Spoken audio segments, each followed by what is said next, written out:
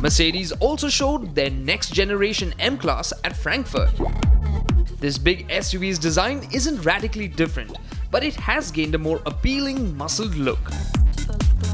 But there are some big changes on the inside. The M now comes with even plusher interiors that retain the solid build quality as before. We expect the M-Class to come with a 3-litre diesel engine when it is launched in India by the middle of 2012. But it wasn't just four wheels that was getting my attention at the Mercedes stall. The AMG Diavel is a special edition of the carbon variant. The white paint on the motorcycle is borrowed from AMG, as is the idea of signing off the bike by the workman. Apart from that, the motorcycle gets special rims and an exhaust for this AMG edition. It also has AMG logos on the rim, the radiator and the exhaust. Apart from the aggressive Diavel AMG edition, Ducati has some aggressive plans for the Indian market.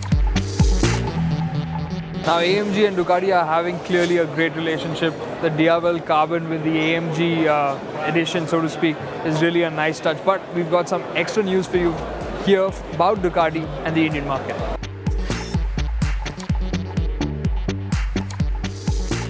But first of all, we are working with our distributor in India to appoint new dealers and to better cover the territory. We have a very detailed plan, and I believe that by the end of the year we will have the possibility to appoint at least other 5 dealers covering better the Indian territory.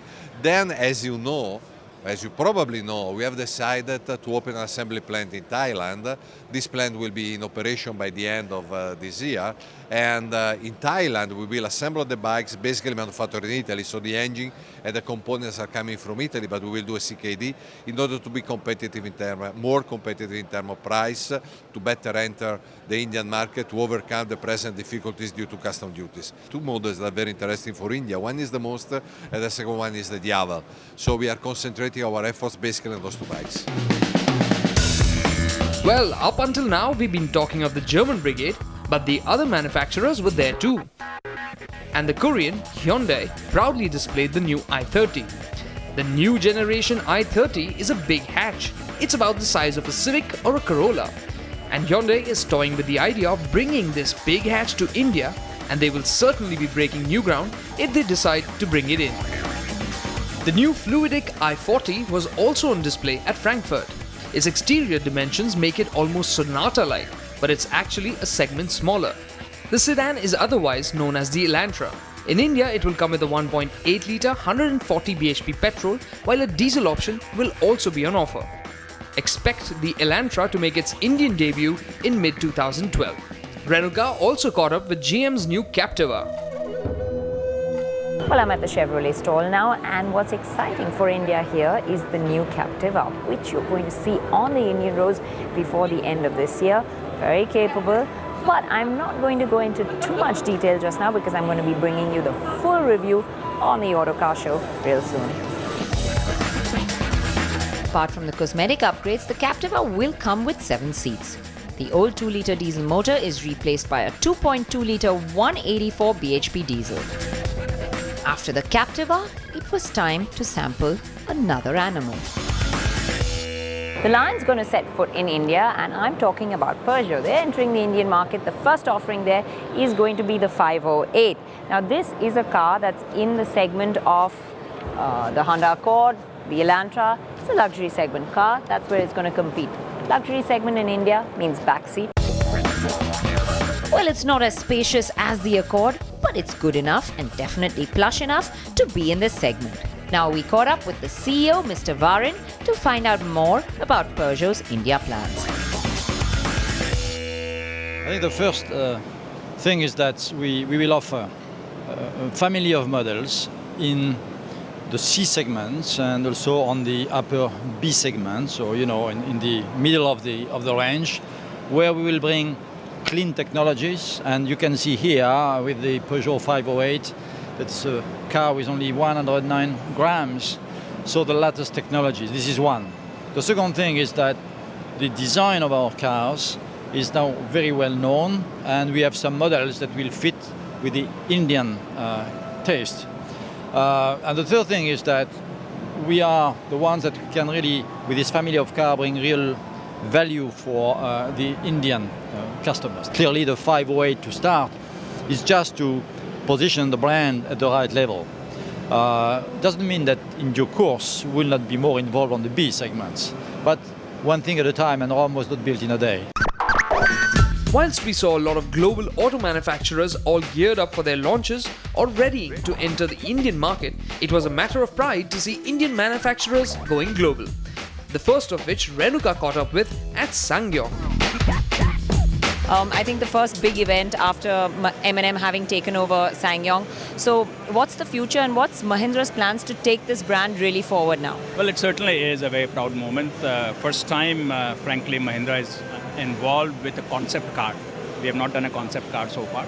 And this is a concept car, of course, but it also represents the future direction for Sangyong in terms of the design language that we're going to change to, in terms of kind of features that we're looking at, in terms of premiumness that we're trying to bring in.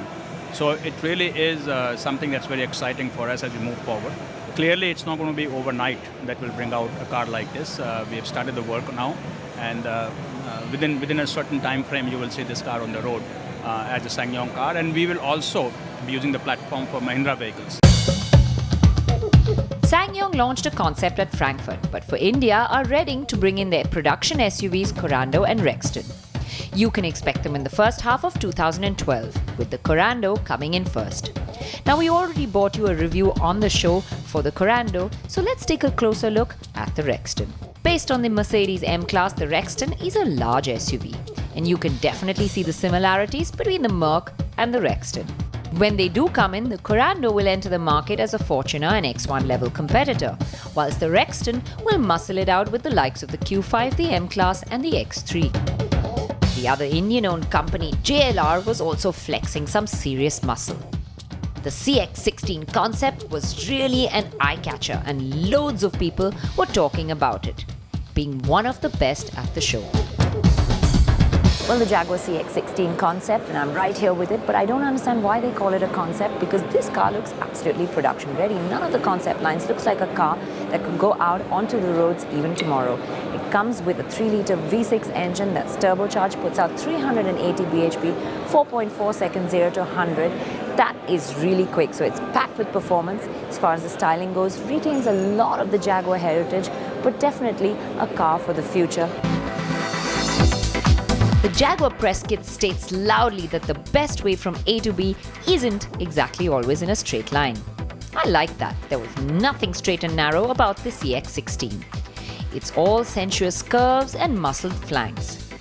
Still, at the end of the day, despite its stunning looks, I felt it had lost a lot of Jaguarness.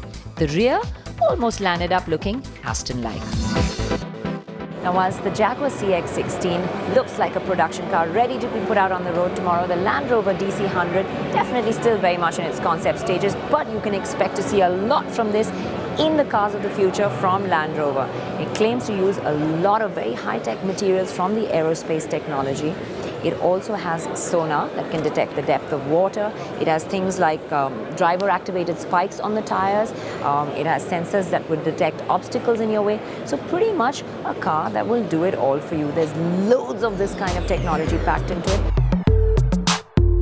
The DC100 plays with the concept of having bolt-on parts, so owners can play with the car and adapt it to their very own style. It's very much a vehicle for the app generation. And the Defender uses a lot of high-tech gadgetry. But how much will really fit into an affordable package on the road is what we'll have to wait and see. Whilst on concepts, one that was not so far away from reality was the Skoda Mission L, and we caught up with its designer to talk about the car. Something about the car, of course the Skoda is always a very rational brand, and we are trying to make the cars as practical and as attractive as possible, but it's not about only the functionality, but as well about being pretty.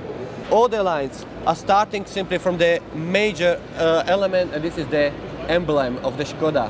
What is as well very typical for Skoda is the combination of light and the fog light in the bottom area, which gives almost like equal character.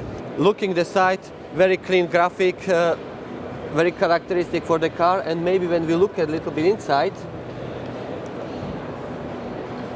all this continue as well.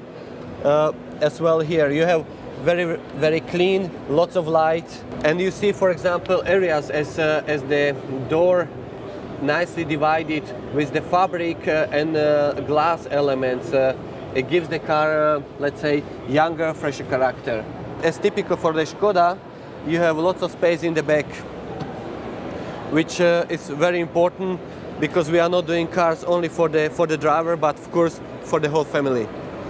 In the rear, you can see already very well-known C graphic in the lights. It is as well something very special about our cars, that they are recognizable on the road, but they are not offering overloaded design, overloading lighting, because we believe the light have to still have certain function and it should not become to be only decorative element. The Mission L is actually 80% production ready and will be the car to fill the gap between the Fabia and the Laura in the Indian market. This four-door speaks of the design language that Skoda will follow into the future.